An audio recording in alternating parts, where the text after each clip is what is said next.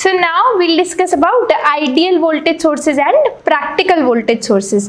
ठीक है, तो ये जनरली पूछता भी है, डायरेक्टली भी कभी कभी पूछ लेता है, नहीं तो इसका एप्लीकेशन तो कई बार पूछा जाता है एग्जाम में. Ideal voltage source, current voltage source, उससे रिलेटेड कई सारे क्वेश्चंस पूछते हैं. तो आइडियल वोल्टेज सोर्स वो होता है, वी से आइडियल वोल्टेज सोर्स किसको बोलते हैं हम, जो एक स्पेसिफिक वोल्टेज पे एनर्जी डिलीवर करता है. ठीक है, एक स्पेसिफिक वोल्टेज पे एनर्जी डिलीवर करता है, मतलब कि एक independent of current delivered by the source होता है. वो सोर्स कितना करंट डिलीवर कर रहा है उससे इंडिपेंडेंट होके एक स्पेसिफिक वोल्टेज डिलीवर करेगा. In short if I want to say, तो एक आइडियल वोल्टेज सोर्स का, it's very important, try to remember it, internal resistance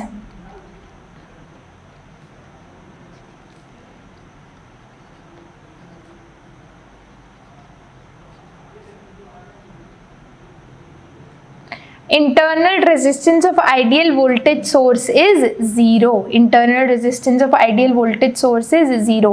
मतलब कि इसमें जो रेजिस्टेंस है जो इसके सीरीज में कनेक्ट होता है वो 0 है. मतलब इसमें अंदर, अपने अंदर, सोर्स के अंदर कोई वोल्टेज ड्रॉप नहीं होगा. जितना भी वोल्टेज का मेरा सोर्स है उतना ही वोल्टेज वो डिलीवर करेगा. It is independent of the current delivered by the source, right. Similarly ठीक है. अच्छा, एक और चीज इसमें, independent voltage source does not obey Ohm's law. ठीक है,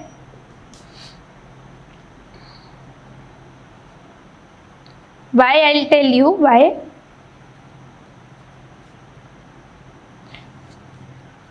This is also very important, does not obey Ohm's law.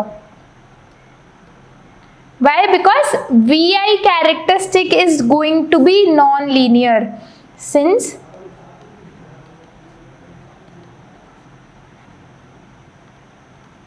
its VI characteristic is non-linear. Why is it non-linear? देखो हम क्या बोल रहे हैं कि independent of the current delivered by the source voltage same रहेगा. ठीक है, आइडियल वोल्टेज सोर्स का जो वोल्टेज है वो सेम रहेगा, करेक्ट. तो इसमें देखो, I'll draw the characteristic for you.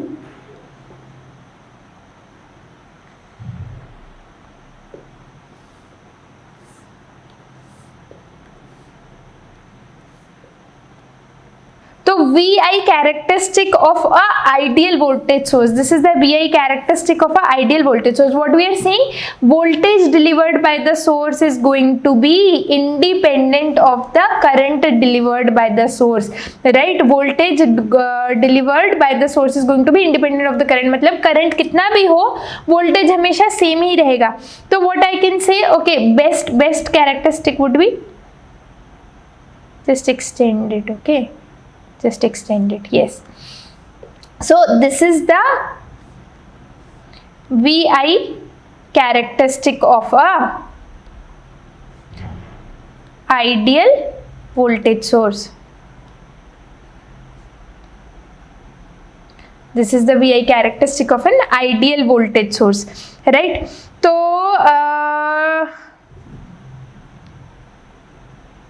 ठीक है, तो आइडियल वोल्टेज सोर्स कौन सा होता है, जिसमें इंटरनल रेजिस्टेंस 0 होता है. ठीक है, और वो किसी भी जो current deliver by the source है उस पर डिपेंड नहीं करता है. अब आपको पता है, अगर सीरीज में दो वोल्टेज सोर्स लगे हुए हैं तो द वोल्टेजेस विल ऐड. ठीक है, वोल्टेज या तो ऐड होगा या सब्ट्रैक्ट होगा. अगर पैरेलल में दो सोर्स है तो वो वोल्टेज सेम होना चाहिए. पैरेलल में वोल्टेज सेम रहता है. I am not writing all this, I just in short I right voltage in series क्या होगा और वोल्टेज इन पैरेलल क्या होगा, दैट्स इट. ठीक है, I am going to just write it in very short, क्योंकि आई एम होपिंग ये पता होगा आपको. अगर नहीं पता है, I am assuming you just starting, तो मैं लिख देती हूँ. तो वोल्टेज इन सीरीज एडिंग होगा. एडिंग इन विच केस, अगर पोलैरिटीज सेम है. ठीक है, if same polarities, will take question, तो then you will have some more clarity. but I'm writing everything anyway. If same polarity and subtracting मतलब V1 minus V2 हो सकता है या फिर V1 plus V2 हो सकता है। अगर opposite polarity में दो सोर्स लगे हैं तो subtracting होगा और सेम polarity में लगे हैं तो adding होगा। अगर वोल्टेज सोर्सेज पैरेलल में लगे हैं, voltage has to be same, parallel में voltage has to be same, ठीक है, voltage should be same.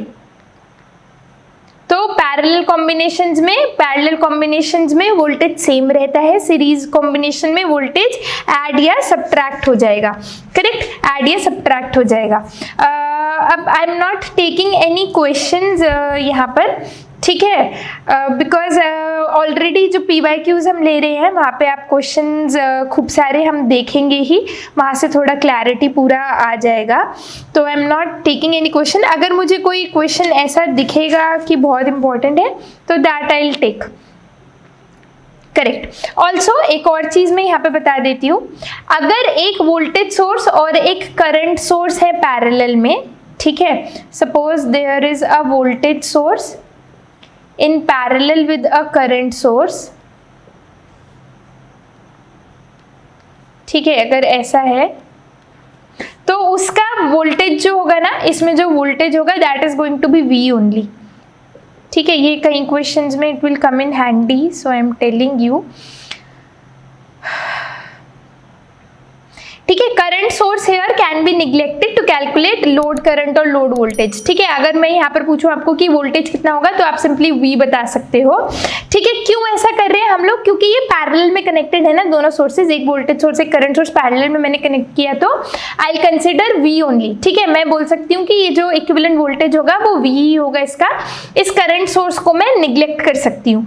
Similarly अगर एक वोल्टेज सोर्स और करंट सोर्स सीरीज में मैंने कनेक्ट किया होता तो उसका इक्विवेलेंट करंट जो होता वो यही होता, मतलब कि इसमें वोल्टेज ना इट डज नॉट डिपेंड कि इसका आई के क्रॉस कितना है, V ही लेंगे।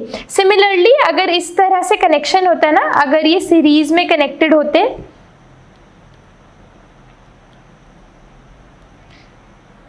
Then we can not tell about the voltage drop. Total voltage drop के बारे में तो हम नहीं बता सकते हैं, क्योंकि उसके लिए मुझे ये पता करना पड़ेगा पहले कि ये आइडियल वोल्टेज सोर्स है कि नहीं, क्या है। लेकिन ये मैं श्योरली बता सकती हूँ कि इस ब्रांच के थ्रू करंट कितना जाएगा, ठीक है।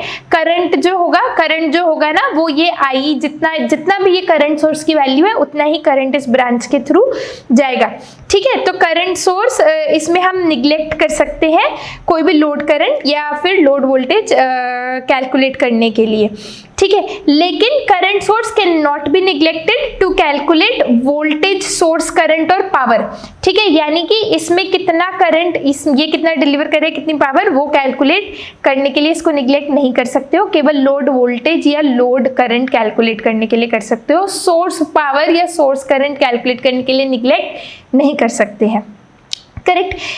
अब हम सिमिलरली देख लीजिए करंट सोर्स के बारे में भी। मैंने आपको वोल्टेज सोर्स के बता दिया कि आइडियल वोल्टेज सोर्स है तो क्या होना चाहिए और कैसे होना चाहिए। सिमिलरली देख लीजिए करंट सोर्स के बारे में भी। तो internal resistance of a ideal current source should be infinite. इसका मतलब क्या है, मतलब है कि उसमें कोई भी वोल्टेज ड्रॉप होना ही नहीं चाहिए, ठीक है। There should be no voltage drop inside a current source, ठीक है। मतलब उसमें से कोई करंट पास नहीं करेगा। इनफाइनाइट रेजिस्टेंस है मतलब सारा का सारा जो करंट है वो लोड को ही डिलीवर करेगा, अपने इंटरनल रेजिस्टेंस को कुछ भी करंट डिलीवर नहीं करेगा एक ideal current source. That is what we mean, ठीक है। If I draw the characteristic, अगर मैं कैरेक्टरिस्टिक ड्रॉ करूं एक आइडियल करंट सोर्स के लिए तो आप मुझे बताइए कैसे कैरेक्टरिस्टिक दिखेगा ये। I am drawing IV characteristic here, IV characteristic. तो independent of the voltage current मेरा क्या रहना चाहिए, करंट शुड रिमेन सेम, ठीक है, ठीक है। तो internal resistance of ideal current source should be infinite. One more thing that I would like to take you as a note here, यहाँ पे एक चीज और आप ध्यान रखिए, ठीक है।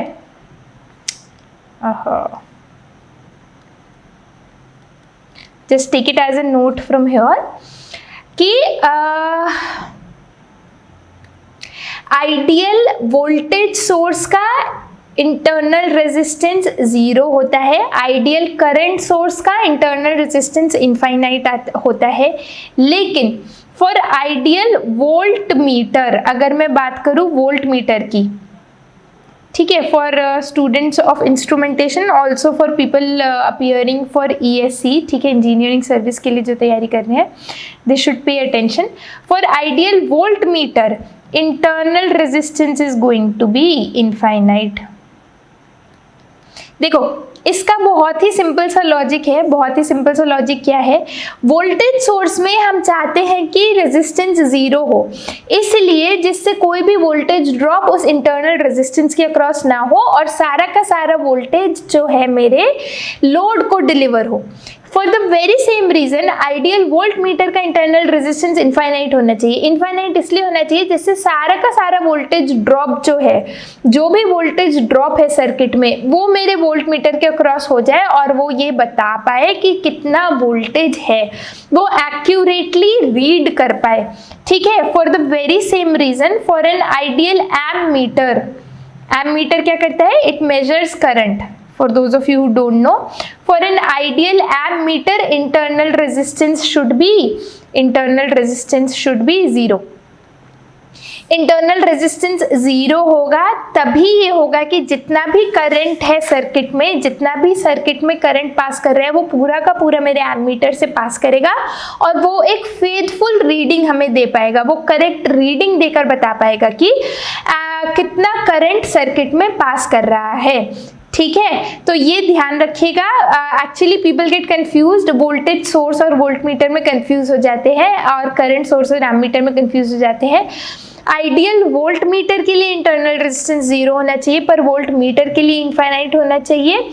आइडियल करंट सोर्स में इंटरनल रेजिस्टेंस इनफाइनाइट होना चाहिए पर एमीटर के लिए इंटरनल रेजिस्टेंस 0 होना चाहिए। So guys that is it for today's session. इस सेशन में इतना ही। अगर आप लोगों को इस वीडियो से रिलेटेड, इस टॉपिक से रिलेटेड कोई भी डाउट्स हैं या फिर कुछ समझ नहीं आया या कोई फर्दर क्वेश्चंस हैं या कुछ भी है तो you can just tell us in comments और you can connect with us on our email ID, ठीक है। अगर कोई क्वेश्चन है, कोई डाउट है तो आप हमारी ईमेल आईडी पे भेज सकते हैं। अगर कोई जनरल डाउट है, कुछ कंसेप्ट में प्रॉब्लम है तो आप कमेंट्स में हमें बता सकते हैं। We will try to respond then and there also, ठीक है। थोड़ा डिले हो सकता है लेकिन हम रिस्पॉन्ड जरूर करेंगे। Thank you so much for watching this video. Keep preparing, keep studying and keep watching the prep buddy. Thank you so much.